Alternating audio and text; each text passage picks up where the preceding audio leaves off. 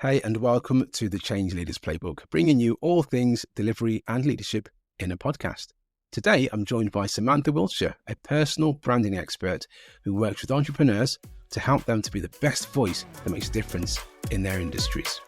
Samantha runs her own social branding agency, Vertebrae Social, and her own podcast, The Backbone. Today, we talk personal branding and how you use it to make a difference in your work. With that, I'd like to welcome Samantha. Samantha, hi. Hi. Okay. Great. Thank you for being here. So I just want to let's just start by getting to know you. How did you start Vertebrae, and how did you get into personal branding in the first place? Yeah. So I started out working in social media way back in. So I was at home on maternity leave with my children. I was on my phone all the time because that's what you do when you're on maternity leave. I was just scrolling constantly looking at social media and thinking, right, I could do this with a lot of people. How do I get into this? So I did a quick course with digital mums, loved it, and then decided to go freelance then. And then the pandemic happened.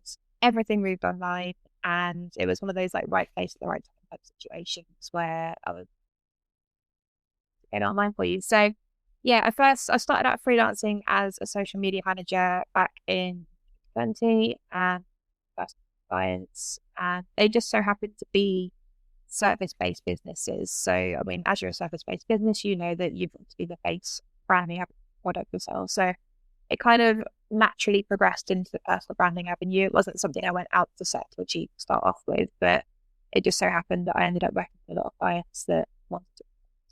That's where I kind of got my teeth and learned how to build things.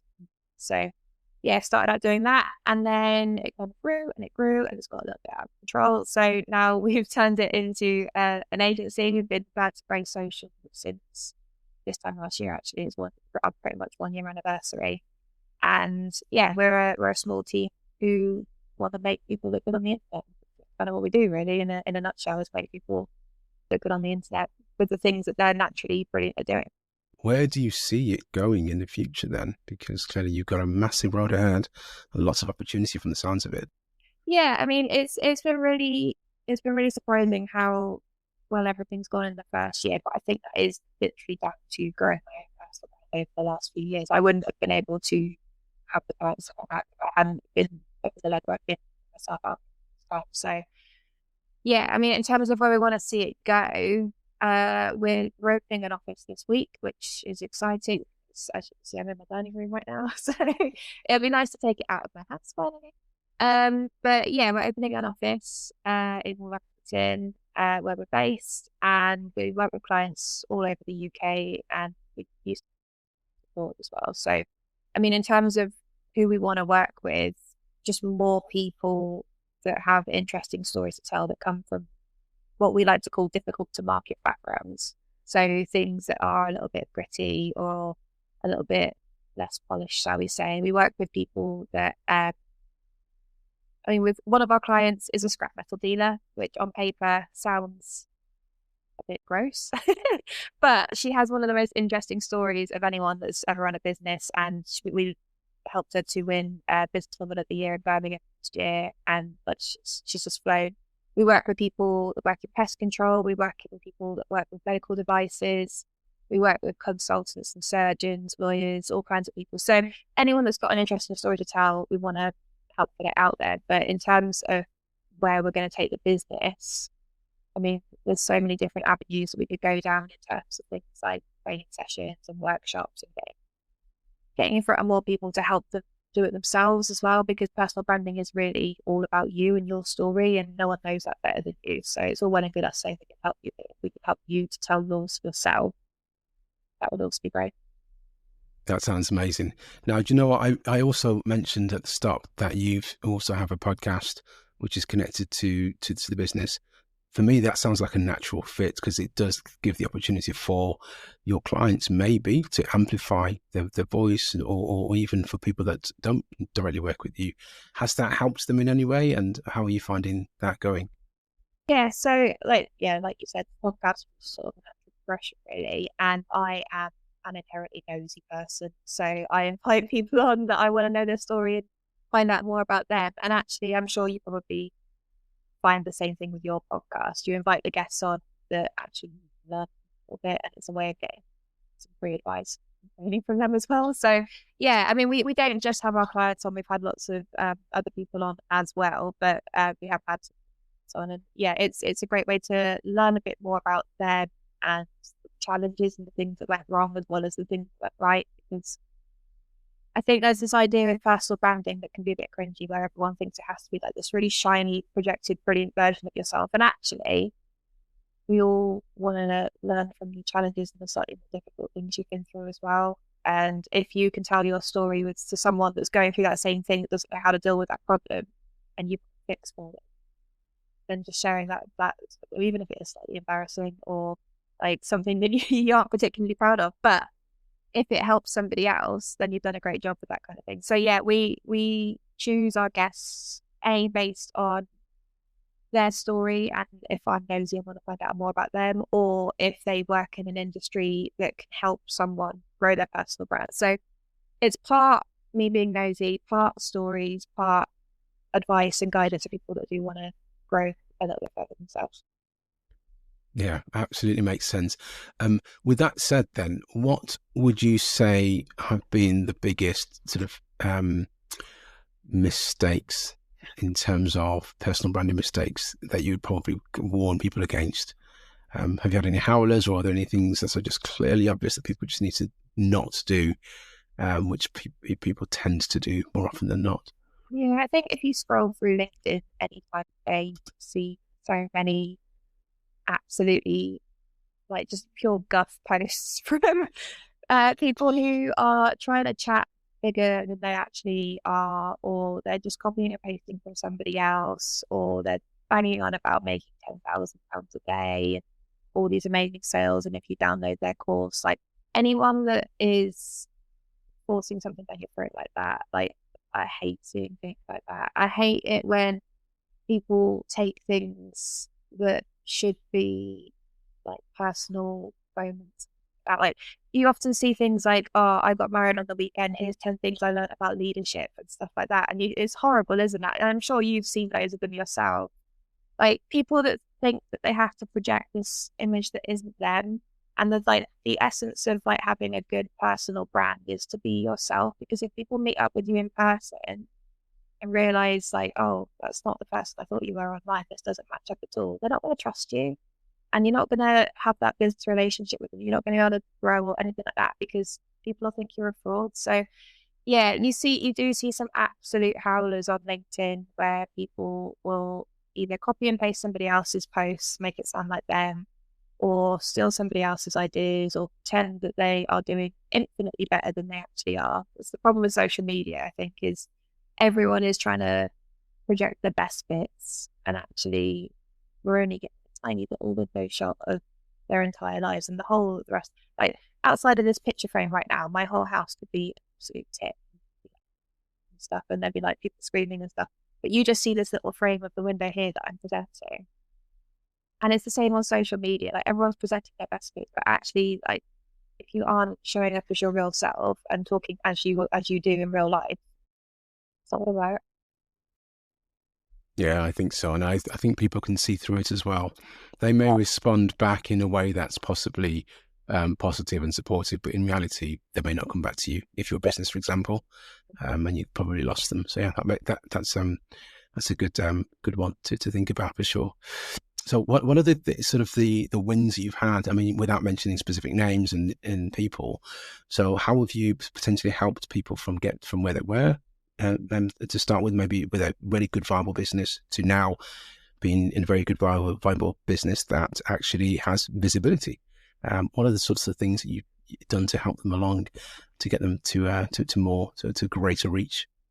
Yeah, so I mean, generally, like we like to work with people that are either starting out or they haven't necessarily had the recognition that they deserve in their industry. So as I mentioned earlier, like the scrap metal dealer that we work with, she has been working in her family business since she was a teen, and all she knows is scrap. She's been working in it all of her adult life. Her family ran the whole business, everything like that. And she's never been recognised, or no one's ever said thank you to her for any of the work that she's done. And she realised that she wasn't the only person that was working in like the metal industries that was going through that same thing. She realised actually there was loads of women who were essentially running all these scrap yards, they're doing all the work in the yards, they're working in the office, all the other stuff. And no one's not recognising the amount of work that they do and the amount of skill that they have and the knowledge they have about all these different metals and trading prices and all this other stuff. So we just literally just started posting about that, like her day in, day out, what she does, or why, how she got into it, why she does it, and just the little sort of snippets of scenes. And it blew up really quickly. And we realised actually there's a lot of people that also are doing the same thing that don't realise it. So she's now built a community where they hold conferences every year, and they do these meetups, and there's hundreds of women attending these events now because she was the first person to stand up and go, look, we are working hard in this industry, like we deserve the recognition as well. And everyone else was like, yeah, me too, let's join in. And it just felt that real sense of community around it. And she's winning awards non-stop at the minute. It's crazy how successful she's been. Like, she's got recognised as the number 2 person in the entire world in the recycling industries out of like everyone in the entire world. And that's not down to me as her personal brand manager. It's just, I'd say like 70% of what we do is trying to make people feel confident to tell their story. And once she realised she did have a good story to tell and we started telling it, it flew because she is like a really interesting person. Another one of my clients who works in medical device regulation and cosmetics, her job essentially, like on paper, it's incredibly boring and very admin heavy, and like it's hard to make it exciting at all, but she is brilliant. So I met her at a networking event. We just had a breakfast together and started chatting, and then we ended up working together. But what we do with her is, because the industry is so heavily regulated and it's all, I know, ISO codes, facts and figures and all that kind of stuff, we strip all that aside to make it interesting and relevant to people. And because she's quite funny, naturally, we film videos where we demystify different products and food supplements and cosmetics that people are using. Because when it comes down to it, like, so many food supplement companies and all these different brands are misleading people with their marketing and promising all these different things that all these food supplements will do. You get influencers marketing them. None of them work. It's all fake claims and things like that. So even when you see things like, I don't know what's like fashionable at the minute, like lion's mane mushrooms, saying that it will have cognitive effects on you, like cognitive effects is a thing. So we create these videos where we demystify all this stuff. And she's naturally funny and interesting, and her branding quite girly, which isn't really known in the, I don't know, medical world, but it works and it stands out. And just from creating these silly little videos on the internet, which we have loads of fun doing as well, because like it's just us messing about essentially, but it's great fun. She's made over £40,000 worth of business just from a couple of TikTok videos we've put out. And then like she gets asked to talk on stages now about really serious topics, but because we've presented her expertise in an easily digestible way that is very much her, and because it's not exactly the same as everybody else in that industry, she's flown. And it's like that's my favorite part of the job. It's just like seeing how successful and how like well received these people can be once they start actually telling their story, because like we've all got a great story in us somewhere. It's just figuring out how to get it out. Right, I'm very intrigued now. I really want to watch some of those TikToks, so please send them my way when you get a chance. And I always think about the videos that I like, certainly my space, in terms of delivery, project leadership, etc.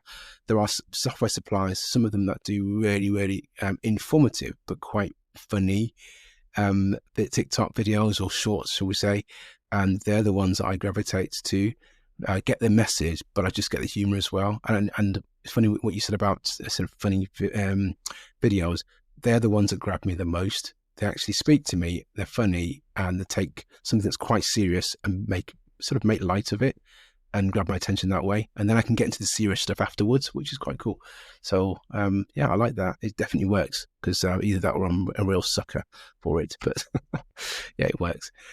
Fantastic. What are the main mediums then that tend to be used these days that you'd sort of advise people to focus on?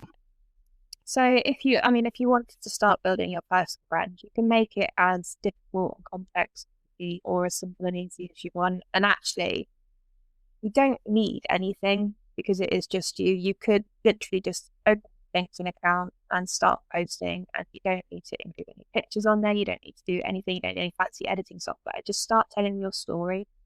And it can be as simple as that, because if what you're saying is interesting, people will read it. But obviously, we do live in a very visual world, and the easiest and quickest and best way to build a connection with people is through video, because people can see you and hear you. They get a sense of who you are and builds trust and credibility.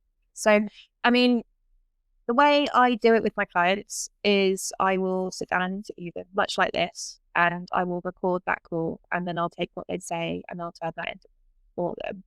So, I mean, anybody could do that. If you just got a friend or a colleague or someone to jump on a call with you and you record it yourself, and just get them to ask you questions about what you do.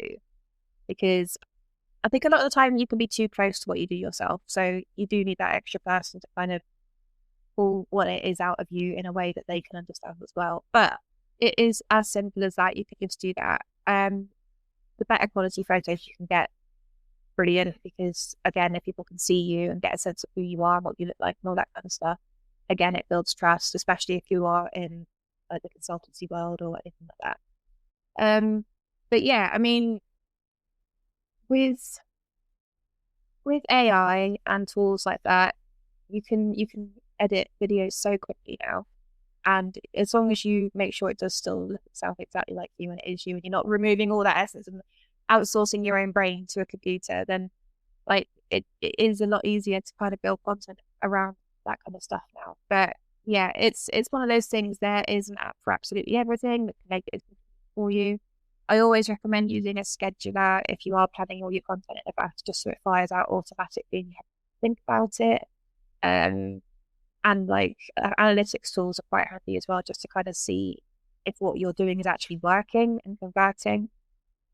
But yeah, there shouldn't be any barriers to anybody sharing their story, because it is your story and you can just get it. Brilliant. And with that, I was also thinking about AI itself. And you were one of the things I was just going to find out from you was about how can we make it more accessible using the latest tools.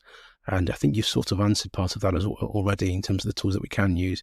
Is there anything more that you can expand on in terms of how can individuals or businesses sort of create greater visibility and reach within their brands with the tools that exist today, which potentially didn't exist even 5 years ago?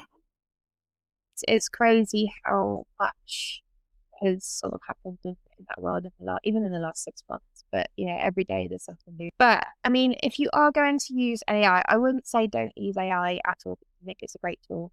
But I do think you really, really, really need to train it to sound like you. So if this was like something you were actually serious about and you were like, right, I'm going to use AI to build my personal brand, then again, you'd have to feed it yourself essentially. So if you could put all your podcasts into it and it would learn from your voice and the kind of questions that you ask and the tone of that, and you could get that to help create a strategy for you quite easily. So you could, if you uploaded the transcription of the video and say, look, this is me, this is what I sound like, this is the kind of thing I talk about, I want to attract these people, give me some content ideas, and or help me create a social media strategy that would help me build that personal brand, it probably would get it quite close, and it probably would sound quite a lot like you. And like with a small amount of editing, it probably save you an awful lot of time. Very good. One of the things that I notice and I get exposed to a lot on a daily basis is everybody, to a degree, should think about their own personal brand.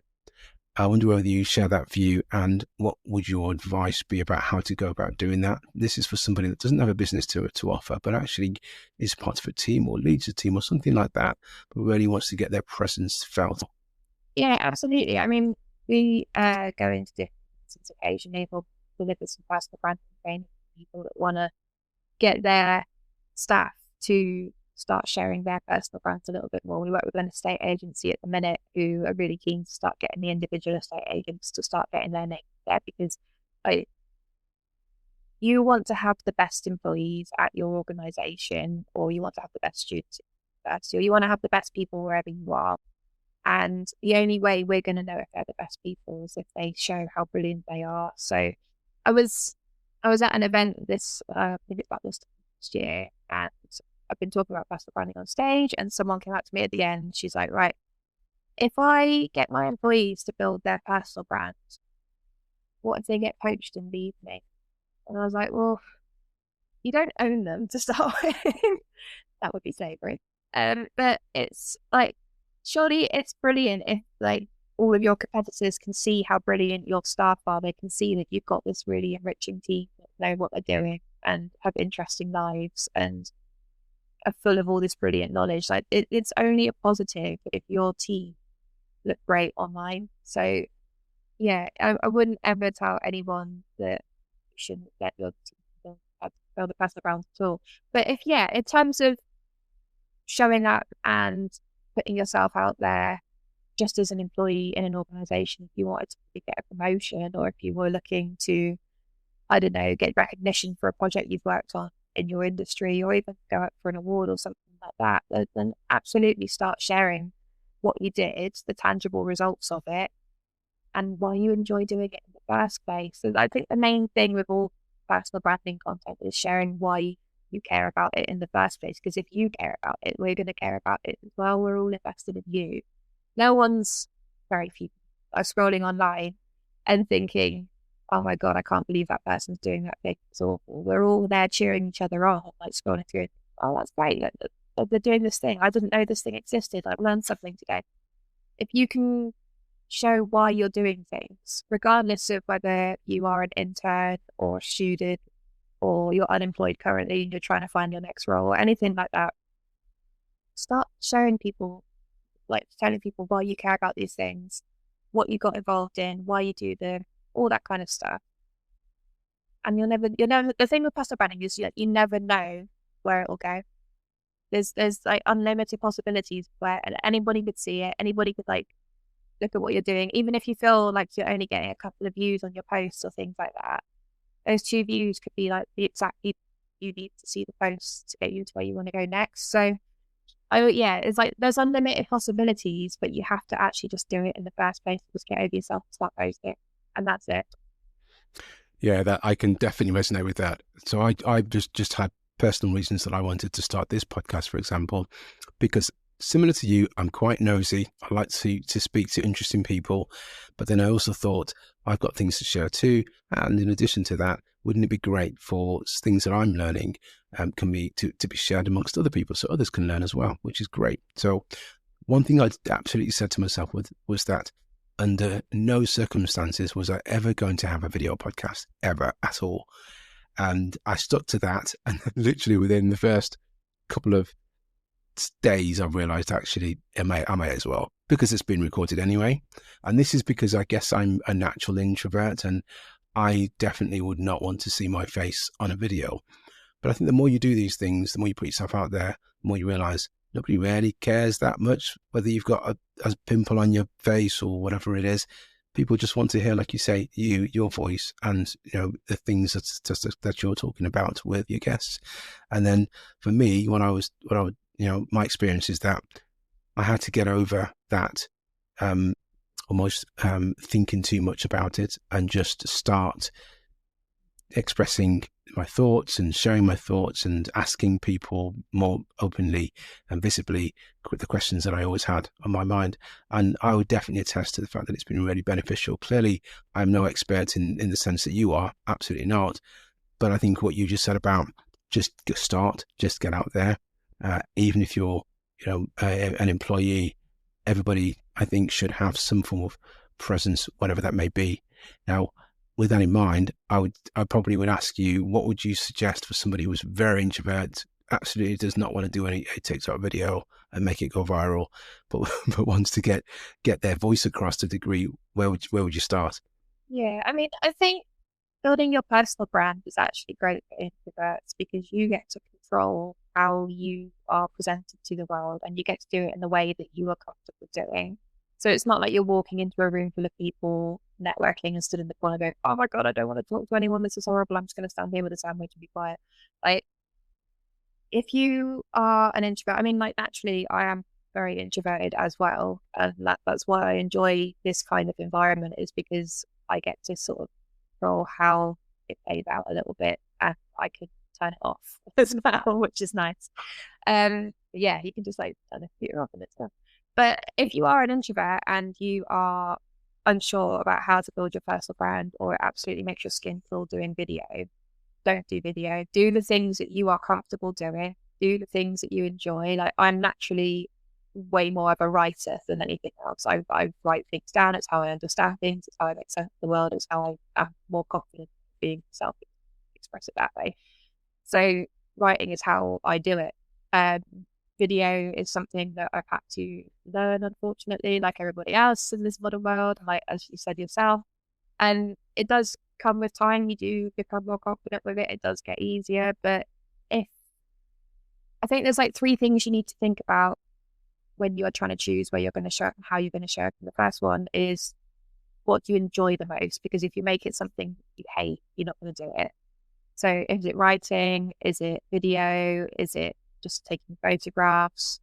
Is it sort of long form like content, or is it like short little bursts of things? Like, what do you actually enjoy doing? You also need to think about the kind of people that you want to get in front of. Where are they online? So, I mean, if you ran like an over 60s cruise liner, you're probably not going to be on TikTok trying to find people over 60. You're going to be on Facebook, where people online cruises. But if you were a consultant in like whatever industry, then probably LinkedIn is the place for you. It's thinking about where you're going to show up, what you're actually comfortable doing, and like where your sweet spot is of like what you're actually good at.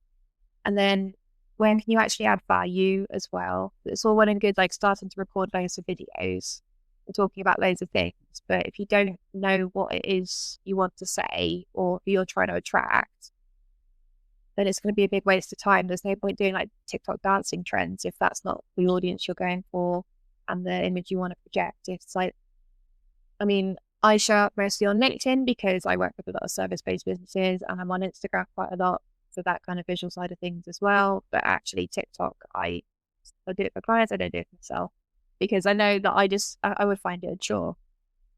And actually I've got a sweet spot. So yeah, I think if you are an introvert, think about those 3 things. What are you actually comfortable doing? Find the right place to hang out where people are that you actually want to get in front of, so that you know that they're actually going to see it, and make sure that you're sharing something that other people want a little bit, because there is a trap, I guess, with personal branding where you can be a bit too self-indulgent with it. You're just talking about yourself all the time, and actually your personal brand should be helping others. If you're not doing it in service of others, then it gets a bit narcissistic. Like, that's no good for anybody. Like, if you're acting in service of others and sharing the story for that, then it's all good. So it's just like you said, it comes with practice as well. It's just practicing, getting yourself out there, and not everybody is going to see every piece of content. So things do move quickly. If you are embarrassed about one particular thing, like, everyone forget about it in 10 days time anyway. So it's fine. Yeah, I totally agree with that. Great advice. Thank you. Now, you mentioned earlier on as well something about building communities, and I just really think that there's a real sweet spot here, and a lot of power in that. It's probably not for everybody, but could you perhaps elaborate on how building communities has helped some of your clients, or can help other people as also? Yeah, I mean, it comes back to that thing we just said as well about acting in service of others. And if you are going to grow your personal brand, it needs to have a way of like affecting people, and probably start posting about something and then realize, oh wait, other people are also going through this thing or are interested in this particular topic or that. And they'll flock to you because you are talking about the thing that they're interested in. And those people you can turn into a community. So, I mean, I work with a few different businesses where we have built these for them. One of them in particular, I've mentioned very briefly earlier, is a pest control company. They create pest control products basically for people that work in that industry and for farming and agriculture. But pest controllers by nature are generally self-employed people who started the business on their own. They work long hours on their own all day, and they don't necessarily get out and about meeting other people because of the nature of their work. It's quite solitary, it's quite dirty, and they're kind of on their own a lot of the time.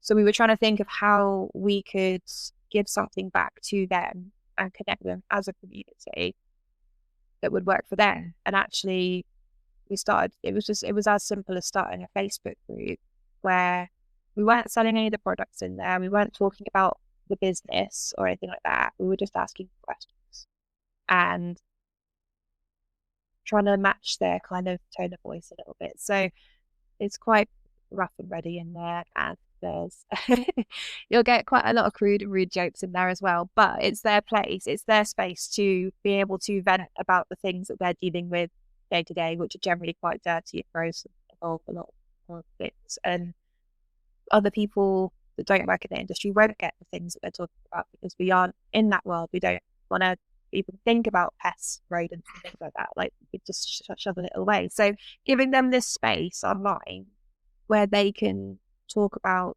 the horrors of their day in quite a graphic way has been amazing. We've got about 500 people in there that are all talking in there like most days because they've got someone asking them questions and asking them how their day went, and they've got a space to talk to each other. And actually they've started like networking with each other a little bit now and have like throwing events out of that. But then on the flip side, completely opposite end, I work with a community of mergers and acquisitions lawyers where not lawyers, but like the working mergers and acquisitions world, where it's a community of women that work in that industry. It's very glossy, very high end. They have these really luxurious events where they all meet up and work with each other. And for the socials of that, the language is completely different because they want exclusivity, they want high end luxury, they want all these different things.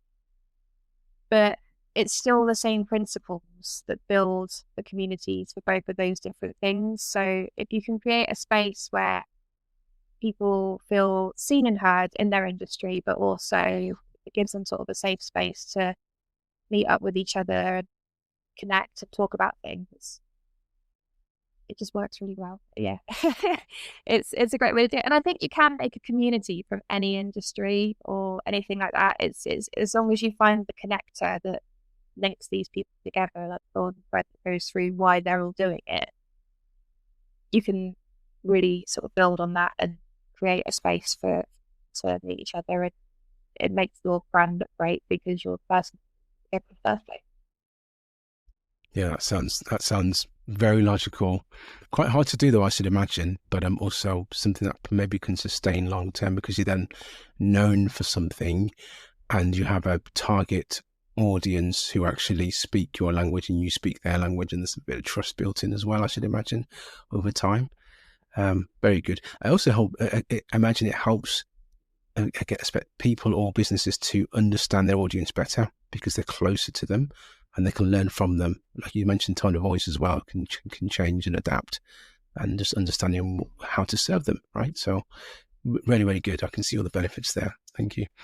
Now, closing questions. Is there one big takeaway that you'd want to give to somebody who basically struggling with having their voice heard or their presence known effectively, whether an individual or a startup or a one-person band? What's the one big thing you'd say that they need to start doing tomorrow? I think it is just to start and to just start posting and get over the voice in your head that's saying, no, don't do it, or I should be doing this. Because I think, like I said earlier, like 70% of what I do is just trying to tell people, like, this is good, honestly, like, your story, like, you need to get your story out there.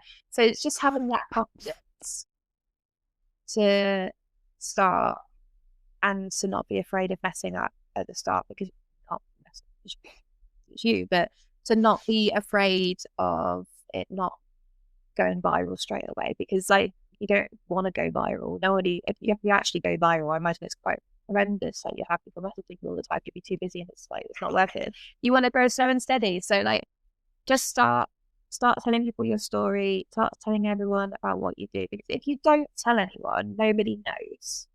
So we can't help you if we don't know what you want us to help you with. And if that help is some mentorship, then say I'm looking for a mentor, and then tell us about what you do and why you would make a great mentee.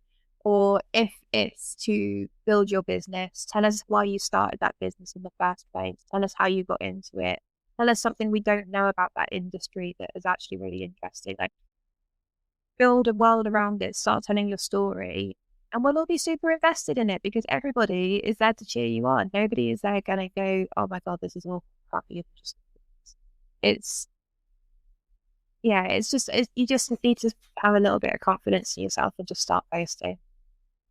And maybe get your friends to help you out a little bit with recording yourself if you get stuck. Brilliant advice. Yeah, I totally agree with that. It's kind of, for me, that's probably what I just did anyway. Don't get me wrong, I'm not anywhere very further on, but I'd certainly recommend that too. Now, you can do this if you want to, but you have an opportunity to ask me any question because you've given so much. So if there's anything you want to get from me, you've got a chance to ask me any question that may be in front of mind or back of mind at all, and I'll do my best to answer it. Relating to work, relating to what I do, relating to personal branding. There you go. Open to you. Well, tell me why you got into what you do then. Tell me your origin story. Right. So I thought I was going to be an amazing teacher at first after university. And when I did a bit of research into it and did a bit of time in schools, which I would always recommend if you think you want to do a career, try it out first. So I did that. And once I did that, I realized it probably wasn't for me, but I knew that I loved tech and I knew I wanted to keep working in that environment. So I retrained a bit more and learned a lot about coding development, etc. But then I also learned a lot about the people and the leadership side of things and driving changes for organizations. And I just loved it. I really enjoyed working with people. I really enjoyed learning new technologies. I really enjoyed helping to build things and see them tangibly used by people and communities, and that's where I wanted to sort of build my background really, and I've not looked back ever since. To be fair, great. There you go. Do you know what? That was the easiest question I was asked across each of the podcasts. So thank you very much for that.